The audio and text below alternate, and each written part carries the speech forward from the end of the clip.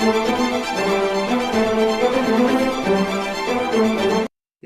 ನ್ಯೂಸ್ಗೆ ಸ್ವಾಗತ. ನಾನು ನಿಮ್ಮ PH ನಾಯ್ಕೋಡಿ.